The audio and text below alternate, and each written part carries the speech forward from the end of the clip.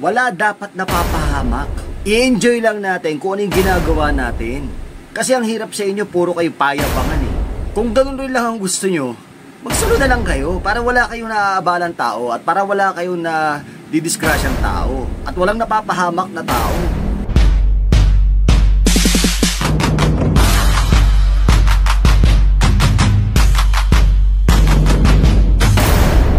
At ayun na nga mga master, magandang araw sa inyo, magandang gabi.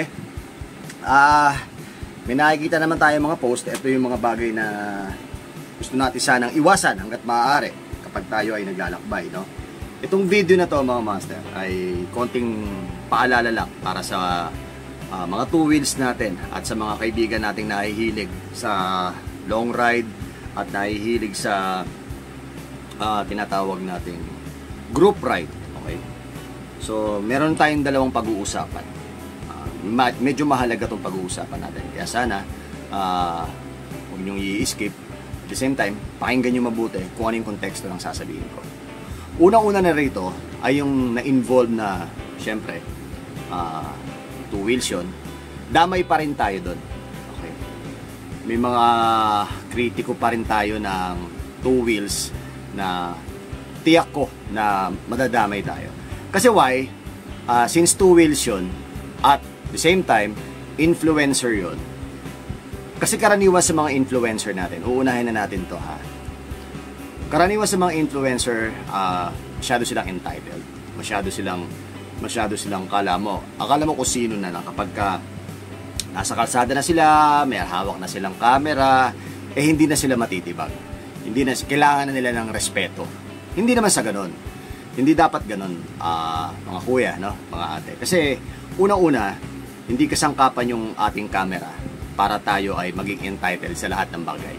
At pangalawa, iisipin natin palagi, kapag tinutukan na natin ang sarili natin ng camera, liable na tayo sa mga nanonood. Ibig ko sabihin, kung ano man yung pinapakita natin sa camera, yun na nakikita ng mga nanonood, iisipin nila tama.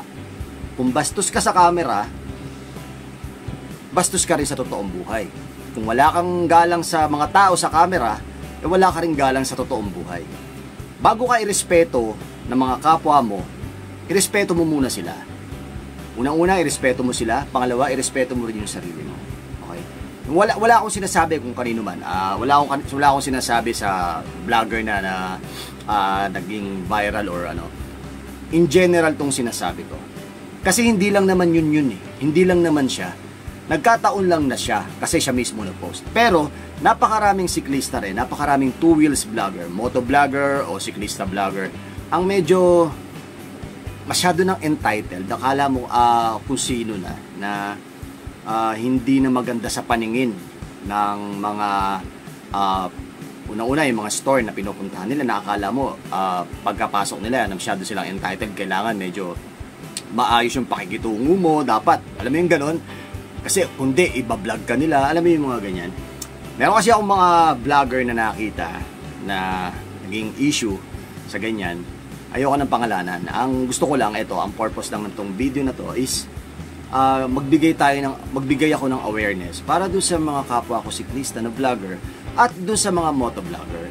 Para kahit papaano magkaroon sila ng tamang kaisipan na kapag nasa kalsada sila, ano man ang ginagawa nila, ano man yung ginagawang aksyon sa camera na nakikita ng mga follower nila, iisipin nila tama. Lalo may mga bata kayo mga follower. Ang palagi nyong iisipin kung kayo ay may mga follower na bata at halimbawa bike.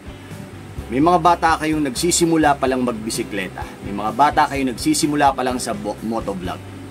Huwag nyong ipakita yung kagaspangan ng ugali. Kung magaspang talaga ugali nyo, off-cam nyo na lang yun. Kasi walang makakakita nun. Okay? Pero bilang isang influencer ka nga eh. Influence. Nakaka-influence ka ng lahat ng mga nanonood sa'yo. Especially kung bata yan, mapopollute mo yung utak. Kung kabastusan yung motovlog mo, sa'yo na yun. Okay? Kung ikaw siklista ka, pinapakita mo na yung mali na ginagawa mo, iisipin ng mga bata, tama yung ginagawa mo. Huwag mo ipangalandakan sa mga bagong henerasyon ng bisikleta, mga nagbibisikleta at bagong henerasyon ng mga nagmumoto, motovlog or mga nagmumotor, na ganyan yung tamang ugali. Palagi mo ipapakita sa kanila kung ano yung tama bilang isang influencer. Para kahit papano, meron kang iwang legasiya, meron kang iwang advokasya ng pagmumotor, ng pagbibisikleta. At the same time, nagpapakasaya ka sa ginagawa mo nang wala ka man lang naiimpluwensyang masama sa ibang tao. Kung talagang masama ang ugali mo, siguro mas maganda, mag-quit ka na. Quit mo na lang yan kasi makaka-apekto ka doon sa mga gustong magkaroon ng maayos na pagbibisikleta, maayos na pagmumotor. Diba? Kasi kesa maka-impluwensya ka sa hindi magandang paraan, siguro mas maganda kahit sino, nanay, tatay man, gugustuhin na huwag kang panoorin. Okay? Mapasiklista ka man o mapa-motovlog. Diba? Bigyan natin sila ng impluwensya sa magandang paraan. Alam nyo bakit? Nakakahawa kasi yung pagiging mabuting tao. Nakakahawa yun. Kapag yung tao, tsaka yung influencer na yun, mabuting tao, marespeto, matulungin, mabait, magalang, tingin ko mas i-encourage ng mga parents or mga iba pang mga siklista or mga iba pang mga nagmumotor na panoorin yung ano mo, yung page mo, panoorin yung video mo. Why? Kasi may mapupulot na aral sa'yo. Kesa yung puro kayabangan ng ginagawa mo, puro kaangasan, di ba? Puro pagmumura, tapos puro pambabastos sa babae. Hindi tama hindi tama. Mali yun. Tapos pag nasa kalsada ka, akala mo kung sino ka. Hindi tama yun. Huwag kayong mag-i-initiate, especially sa mga two wheels mapamotor, mapabisikleta. Huwag kayong mag-i-initiate ng away. Hanggat maaari, baunin nyo yung 100% ng pasensya sa sarili nyo. Kung wala kayong pasensya, umalis kayo ng madaling araw kasi walang sasakyan halos no. Pero kung bibiyahe kayo tapos mainit ang ulo nyo, mapabisikleta o mapamotor, mapapaaway kayo kung wala kayong control sa sarili nyo. Kung hindi kayo mapapaaway, mapapatay kayo. Lalo ngayon nagkalat ang may mga barel, nagkalat ang may mga panaksak, nagkalat ang mga masasamang tao. Okay, sa panahon ngayon, wala nang sinisino, mapa-broad daylight, kahit anong oras, nandiyan ang masasamang tao ngayon. Okay? So, ang point ko lang sa sinasabi ko na to, kung ikaw ay isang motovlogger, kung ikaw ay isang siklista vlogger, influencer, content creator, magpakita ka ng good vibes. Magpakita ka ng kabutihan ng ugali.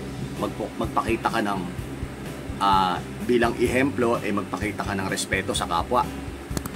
Magpakita ka ng paggalang muna sa kanila bago ka igalang. Kasi hindi mo makukuha ang galang nila, ang respeto nila, paggalang nila sa'yo kung ikaw mismo bastos ka sa kanila. Nagiget mo yung point ko? Sana nakuha mo yun, ha? O pangalawa, eto, yan, pangalawa, diba?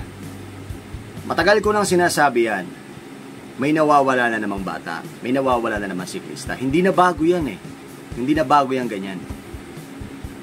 May mga episode ako na sinasabi ko, kung meron kayong bata na kasama at first timer, bago lang sa bisikleta, bago lang nahihilig sa long ride, bago lang nahihilig sa pagbibisikleta, para hindi madala yan, samahan nyo ng maayos. Turuan nyo ng maayos. Huwag nyo pababayaan. Kung kayo ay naglo-long ride, especially kapag nasa 100, 150 kilometers tapos balikan, bisikleta, huwag nyong iiwanan. Huwag nyong iiwanan yung baguhan. Oo, mahina yan, syempre, bago lang bakit mo isinama kung gusto mo magmabilis? Diba? Dalawa, alam ko na yan alam ko yung ganyang estilo Alam ko na yung ganyang estilo na ginagawa nyo. Magsasama kayo ng baguhan, tapos raratratin nyo, lalaspagin nyo, tapos iiwanan nyo, hihintayin nyo sa kabila. pangit yung ganyang ugali, mga master. Maniwala kayo. Pangit yung ganyang ugali. Sana wala na tayo makitang ganyan. Na may nawawala. Pangit yung ganyang ugali eh. Diba? Pag sinama nyo yan, mananagot kayo sa nanay tatay niyan, sa mga magulang yan. Pag sinama nyo yan, accountable kayo dun sa mangyayari sa kanya. Kasi bakit? Kayo yung huling kasama. Kayo, sinama nyo yan eh. Diba? Sinama nyo siya. Tapos, pababayaan nyo. Hindi ba naman kayo mga siraulo at mga buwang? Diba? Nakakaawa unang-una yung bata. Kahit bata, kahit matanda, nakakaawa kung baguhan sa bisikleta, bibigyan nyo ng masamang experience. Kung long ride kayo, mag-alalayan kayo, huwag kayo mag-iiwanan. Hanggat nakikita nyo sa likuran nyo, go lang kayo, pedal lang kayo. Pero pag hindi nyo na nakikita sa likuran nyo, hintayin nyo na. Para kung sakali man may mangyaring masama, may mangyari man naplatan man o nasiraan man, nandun pa rin kayo, nasa harapan pa rin kayo, hindi kayo nawawala. Nakakaawa yung mga taong pinababayaan nyo, pinagtitripan nyo. Hindi trip-trip ang buhay hindi trip-trip ang buhay. At hindi trip-trip ang pagbibisikleta ng malayuan. May kalakip yan na responsibilidad sa bawat kasama mo. Akala mo pagka nagbisikleta ka ng group ride lang kayo lang mismo, accountable ka lang para sa sarili mo? Hindi. Pagka group ride yan, automatic, bawat isa sa inyo, accountable kayo. Kami sa Papa Jack and Friends, accountable ako para sa kanila. Accountable sila sa akin. Lahat sila. Bawat isa sa amin. Bakit? Kasi magkakasama kami, magkagrupo kami, mag-isa kaming umalis. Ano man mangyari sa isa, yun ang mangyayari sa amin. Ngayon, kung ayaw niyong maabala, magsolo kayo mag-ride. Okay? Magsolo kayo, wag na kayong magsama. Wag na kayong mang-abala ng tao. Wag na kayong mang-disgrasya pa ng tao. Kalokohan yung ginagawa nyo. Hindi na enjoy yan. Bibigyan nyo ng masamang experience yung tao. Diba? Bibigyan nyo ng masamang experience. Kung kayo gusto nyo magmabilis, kayo na lang mag-isa. Huwag nyo nang idama yung iba. Alam nyo hindi kaya nung iba eh. Tapos hindi nyo naman kaya alalayan.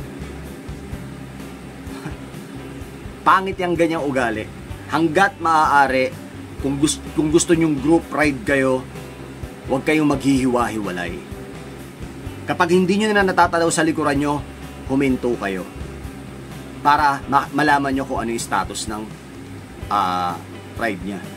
Baka laspag na siya, alalayan nyo na. Alalayan nyo na sa physical, alalayan nyo na sa emosyonal. Kaya nga group ride grupo. Diba? Ride as one palagi dapat. Sabay-sabay kayong umalis, dapat sabay-sabay kayong uuwi. Walang maiiwan at walang mapapahiwalay. Bakit napahiwalay? Bakit may mapapahiwalay? Kasi iniwanan nyo. Bumomba kayo, tumrangko kayo, nagyayabangan kayo, nagbabakbakan kayo, may kasama pala kayong hindi kayang sumabay. Ayun, nawala. May nawawala. At mawawala. Diba? Yun lang naman, Master. Sana, sana wag na tayo makakita ng ganyan. Diba? Sana magkaroon tayo ng tamang kaisipan. Sana magkaroon tayo ng angkop na pananaw pagdating sa ating ginagawa. Kung tayo man ay influencer, kung tayo man ay isang siklista na gusto ng mag-long ride, gawin natin ng tama. Yung wala tayo naaabalang tao, yung wala tayo nadidisgrasyang tao, yung wala tayo napapahamak na tao. Napakasarap magbisikleta eh. Napakasarap magmotor. Ako nagmumotor din ako. Napakasarap magmotor, napakasarap magbisikleta nang wala akong napapahamak na tao. At bawat pedal ko, titiyakin ko na makakarating ako sa pupuntahan namin nang masaya kami lahat. At makakauwi kami sa bahay namin ng ligtas at payapa. Nang hindi nag-aalala yung mga magulang namin, hindi nag-aalala yung pamilya namin. Dahil unang-una, meron kaming sapat na kaisipan, meron kaming tamang kaisipan na gawin yung bagay na gusto namin. Hindi para sa kayabangan, hindi para sa pasikatan. Okay? Ako po si Papa Jack, at nandito ko sa Bike Talk with Papa Jack. Palaging tandaan, mahirap ang pera ng susuko, humingi sa Diyos ng gabay para sa ating paglalakbay.